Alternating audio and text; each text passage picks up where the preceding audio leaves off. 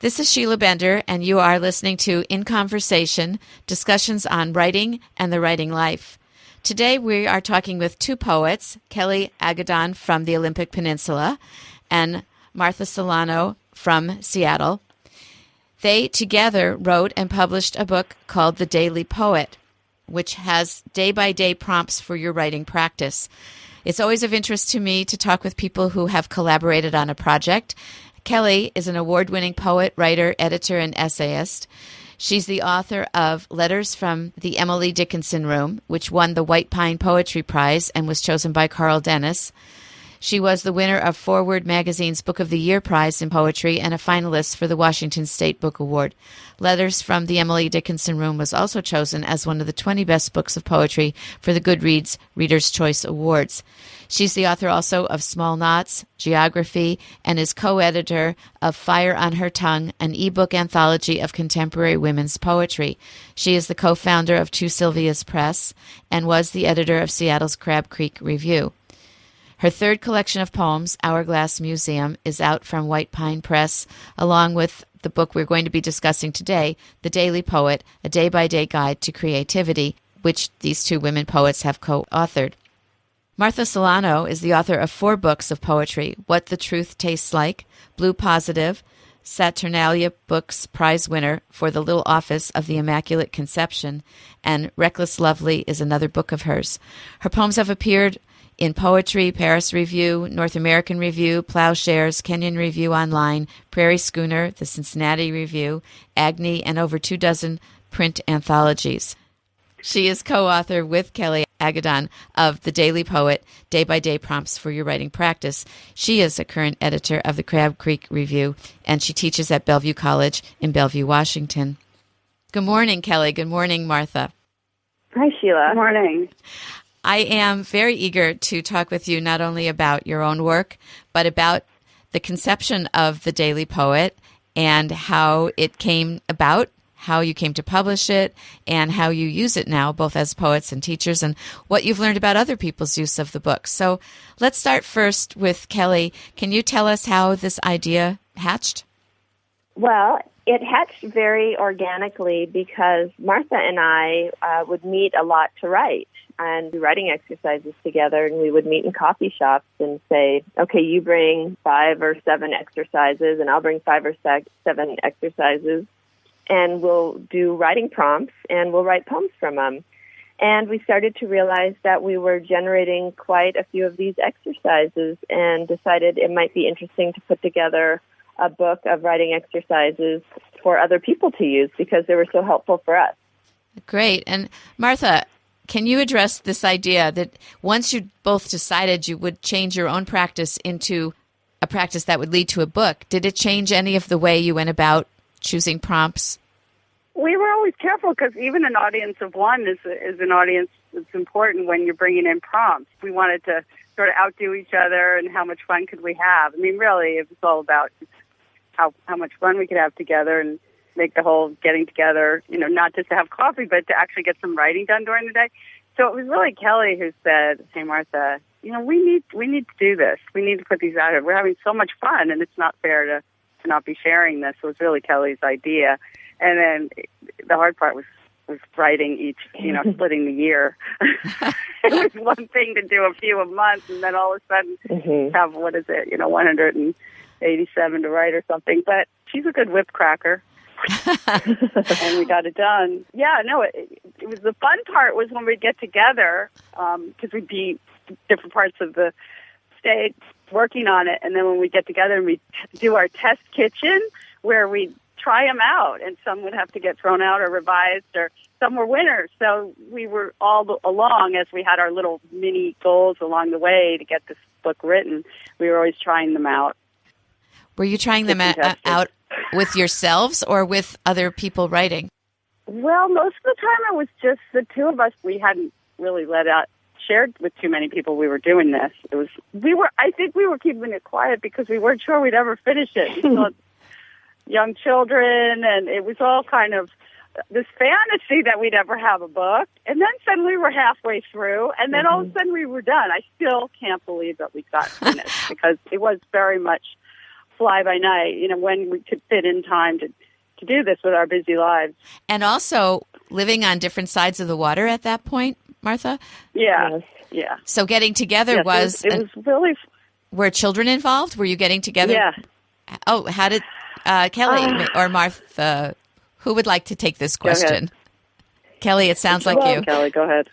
There is the Puget Sound between Marty and I, so there were ferry rides, and sometimes she would come over here, and we would ride either in my shed or on my deck, and sometimes we'd walk to the beach, and then sometimes I would go over there, and a lot of it had to depend on my husband could pick up my daughter, or if her husband could pick up her kids, and there really is that balance as we both work, we both write, we both have families, so there's always that balance. But we did find time, and we worked it in.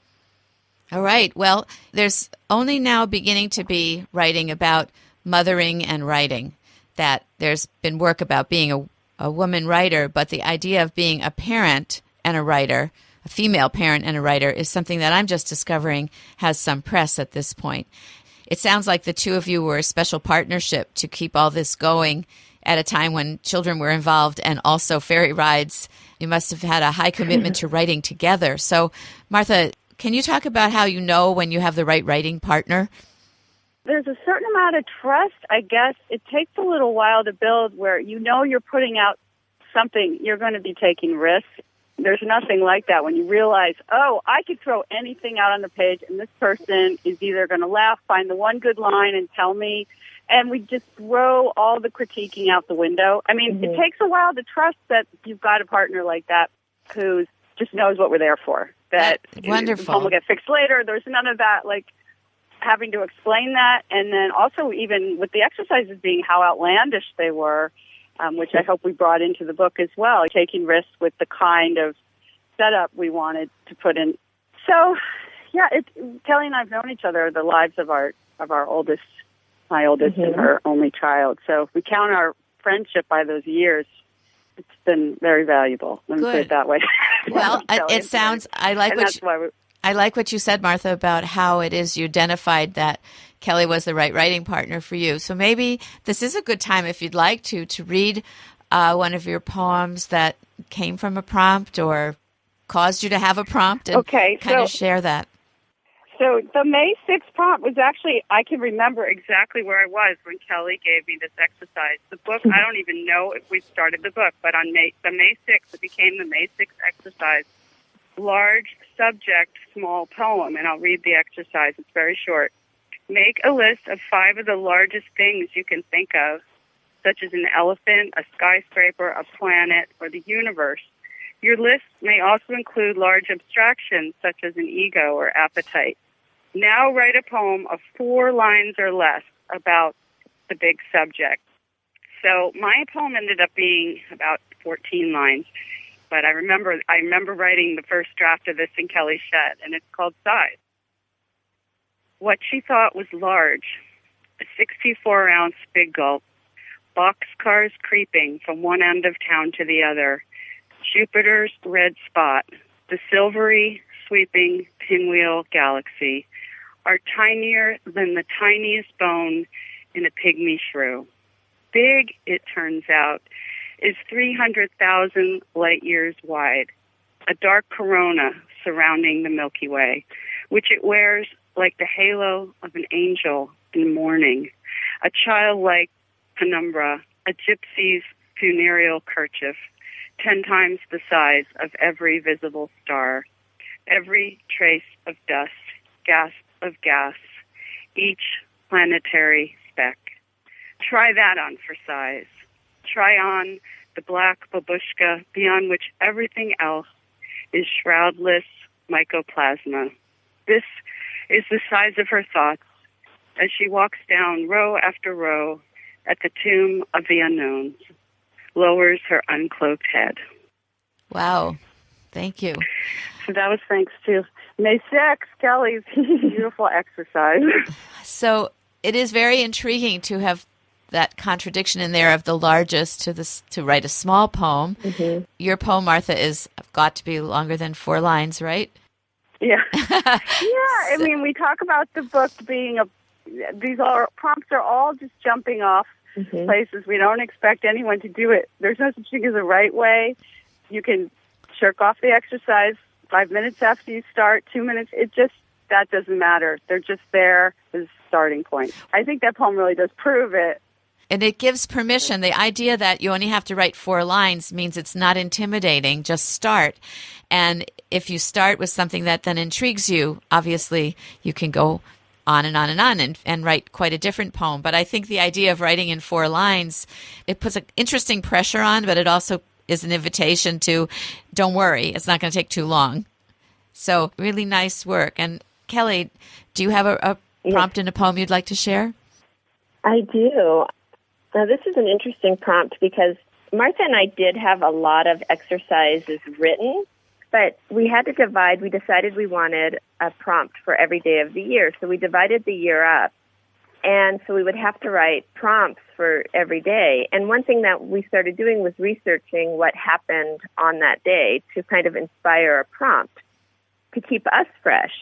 And so I'm going to do the October 25th prompt, and I'll read it to you. It's called Picasso It.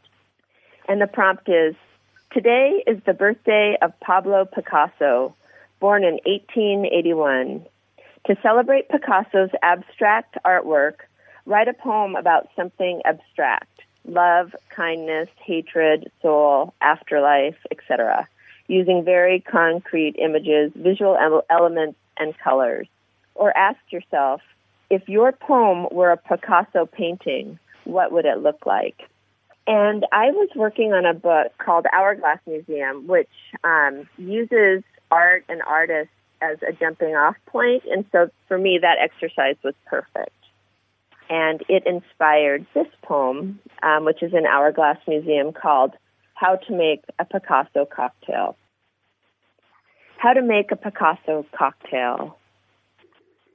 The passionate people confront her. It's after midnight, and the artists fall forward, fall onto the balcony with arms open. She's mixing drinks, serving mini quiches to party guests who'll say, give me a museum and I'll fill it. Cognac, lime juice, 5 teaspoons of sugar, 1 is optional. Sugar is always optional. She shakes vigorously, chills herself as Picasso pounds at the back door. She's deciding whether or not to unlock it. The passionate people will serve her well drinks with the hopes Salvador Dali will drop in. It's after midnight, and she's thankful for the sweet and seductive. Lucky when she can be more than one, when she can be the artist and the cocktail. Be the mini quiche in a world of biggie fries, biggie drink. The passionate people never forget when they create, they save themselves. A heart attack becomes an almost heart attack. Take me, I am the drug. Some days she almost dies from an overdose of satisfaction. She pours sugar on her life and drinks the artist's marrow in the bone of her glass, and she lives. Thank you, Kelli. And thank you for the history, too, of the prompt. I'm in love with the phrase, an overdose of satisfaction.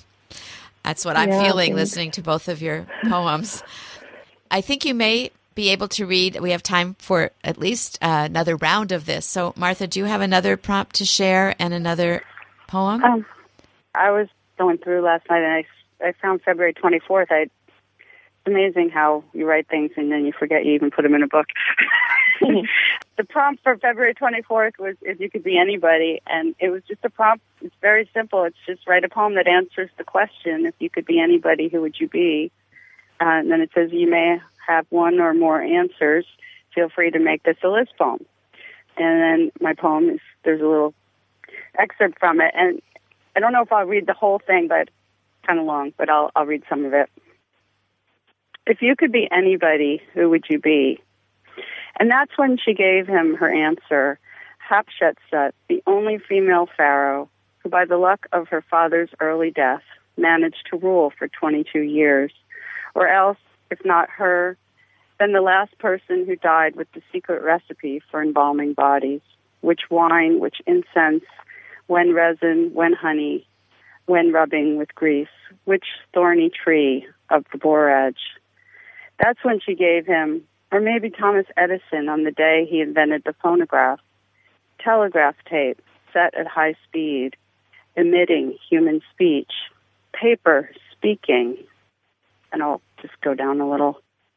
Gold, silver, bronze, floor, bars, or beam. Who even remembers? And anyway, she'd rather be the chalk dust lifting after the champion raises her hand to signal she's ready to vault, or the moss between the patio bricks, a moose, an alpha wolf, a stealth.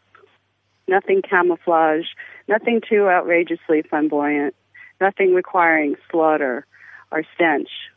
I've decided, she said, and that's when she gave him that impossibly loose-lipped flower, white destined to dirty brown, to flop on the ground for the girls to load their buckets for petal soup. Because who'd give a camellia less than a 10? Who'd reject a blossom? Though why hadn't she answered nobody but nobody else?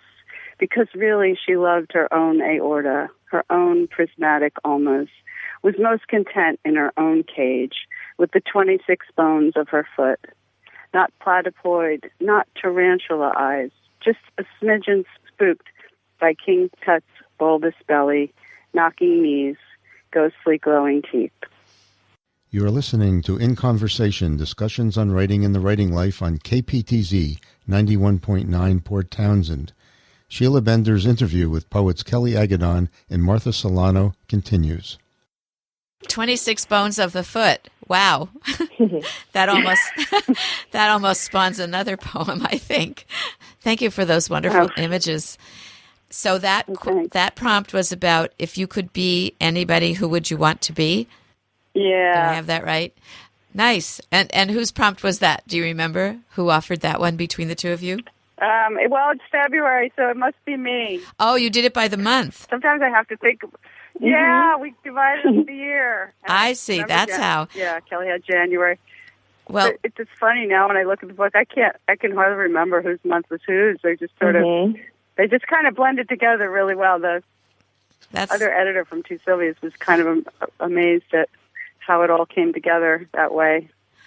I am not. I think when you find the right collaborator, it is as if you're working as one person. And so maybe before we get to Kelly's second poem, we could talk just a little bit more about the structure of the book and how you came to publish it, and tell you, obviously from the title, The Daily Poet, day-by-day prompts for your writing practice. Doesn't seem actually that it needs to be just poetry, so I want to get to that. But as poets, and we know now the history of poets who formed a kind of bond and union to keep yourselves writing during this time of working and having kids, you divided up the year and each took a month of prompts for every day of that month. So suppose getting February was a little stroke of luck, right, Martha? If it wasn't a leap year, you got saved by a couple of days. We did do February 29th. We do have 366. So. All right. Okay, good. So you just saved a day. It was a shorter one, so. All right.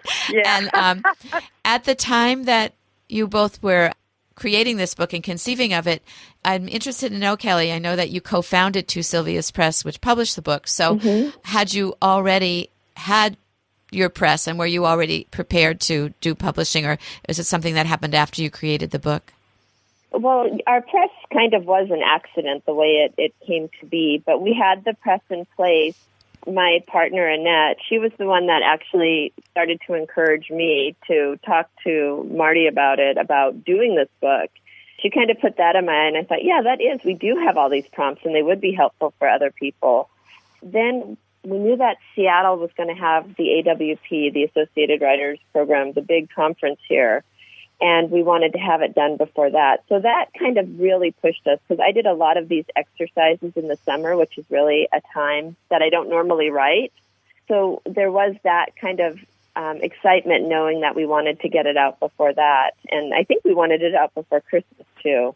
So by having it out, then, do you think this book appeals to people outside of poets or people wanting to write poetry? Well, yes, actually, because we published it. It's the Daily Poet, but we have friends who write nonfiction and essays and who write fiction, and a couple of them contacted me after, and they said that they've been using our book to write short stories and to prompt journaling. So it's been really interesting to see that. I think many people are just looking for a prompt or something just to get them started. So when they arrive at the blank sheet or the blank computer screen, they have a place to start with, a little bit of a map. Good. I see that, and I'm glad people are reaching beyond the word poet and realizing that in all kinds of writing, there's a little bit of the poet in us. So, Kelli, can you read us a prompt and another poem? Yes, and well, it's funny that you mentioned February 29th and leap year, because that's actually the prompt that I chose, and it is one that Marty wrote, and it's perfectly titled for leap year. It's called Leaping, and here's the prompt. In honor of leap year, draft a descriptive poem that leaps from image to image. As you revise, infuse your poem with passion and aliveness, and then take it a step further, pushing towards surrealist free association. Whether you are describing a mushroom or a drive to the country, your goal is to make the ordinary fresh and unusual. And I love that idea of making the ordinary fresh and unusual. And again, I was still working on this collection of poems, Hourglass Museum.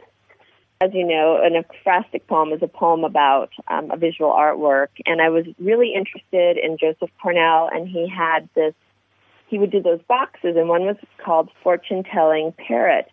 And I love that box, but I couldn't get into writing the poem. And this exercise that Marty wrote opened it up, because it allowed me, I think the word was surrealist, so it allowed me to take this poem and actually make the fortune-telling parrot talk. So that's the poem I'm going to read that was spurred from that exercise. Fortune-telling parrot. To be the master of your own fate means sometimes you have to rip up the instruction manual. Sometimes it's a Bible. Sometimes it's a drawing of success. The parrot said travel. The parrot said flight. It described my life as a roller coaster, though I prefer bunny hills and kiddie cars. And I've tried to stop asking parrots and carnivals to solve my problems. The parrot told me all emergency exits lead to museums. The parrot found my pocket watch, told me to be happy for what I have. Stop trying to be responsible for everyone. The parrot squawked, read spontaneously. What the parrot really wanted was to be held. And maybe that's what we all want, to know the theme parks in our minds are really just a hall of mirrors. Sometimes we have to determine our own emergency. When we ride the roller coaster while in love, we become the breeze. Thank you. A wonderful poem for February, for Valentine's Day as well. Thank you. Yeah. Martha, I'm going to give you a turn here to tell me something I'm interested in.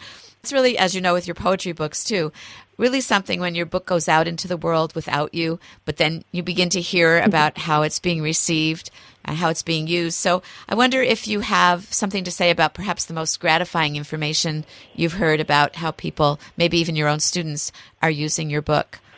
Oh, that's a great question. I did have one student she was so excited, and I said, well, write an Amazon review, and she did. I'm looking at her review, and she just said she found it was an amazing find. She's written about nature, famous paintings, science, spiders. She was pumped enough to just contact me and to say, hey, I just want to say I love this book, which made me so happy, because to use your own book in a class is always a little bit risky. Another thing was when we got our review from the Huffington Post, which was done by Jeb Harrison, right after the book came out, and he talked about how because we really are a writing society, once again, in a way we never haven't been since, the dawn of the telephone, that we've really got to know how to write. I mean, it's all about texting. It's all about email right now, And so he advocated our book as one that helps everyone be a better writer, and not just, obviously, this review is not aimed just at poets. It's a book for when you're at a loss for words. say, on a second date or during a dinner conversation, and that we spend 2/3 of our time online, and most of it is not talking. It's writing. We're writing a ton. So we were both really heartened by this review going out into the world, seeing that our book was way more than just something just for poets, even though, and writers. I mean, he did acknowledge also that it's a great book that can be used year in and year out for writers because you could pick up anywhere. You can do it over and over again. It's not like it wears out. Right. You can keep visiting even the same prompt year after year and see where you are in 1 year when you try that prompt. So anyway, that was really exciting feedback to get. We've been getting a lot of reviews on Amazon. There's always a new one up every time I go on. People are really just saying that they love it and then it's keeping them writing, and that's the main thing, is that, as someone said, if you can't write, quote unquote, anything after buying this book, I'm sorry, but you have no excuse. I like that. So yeah, we're getting a lot of positive feedback. We're really excited about it. Good. Well, thank you for sharing that. And I'm sure a lot of the listeners will go check it out on Amazon then to read these comments. So again, the name of the book is The Daily Poet, Day-by-Day Prompts for Your Writing Practice. And it sounds like we can read a lot about its reception on Amazon, which is also, I think, Martha, where your author page is. Am I right about that? Yes. Do you have another website as well? Yeah, we well? both have. I have Blue Positive, which has all the information about upcoming readings and things like that. And you blog on Blue Positive. Yes. And what is Yes. the subject of your blog? Well, the writing life. I feature other poets. I run a monthly reading series in Seattle called Beacon Bards, and I often feature the poets who are going to be reading for Beacon Bards, or after the reading, I'll do a little profile of them. And it's just sort of what's going on for me, whether I discover a new poet during the books that I've been reading, things like that. Well, thank you, because this is another resource for people to learn more about the local-ish poetry scene.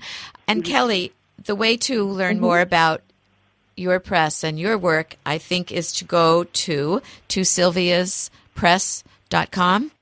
Yes, to sylviaspress.com. If you're a poet especially, we have a chapbook prize coming up, and it has all the books we've published on poetry and craft.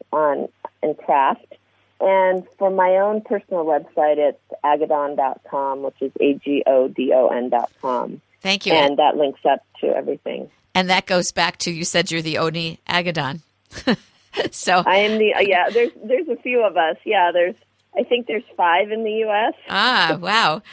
So before we end today, is there anything else you would like to share with us that we overlooked?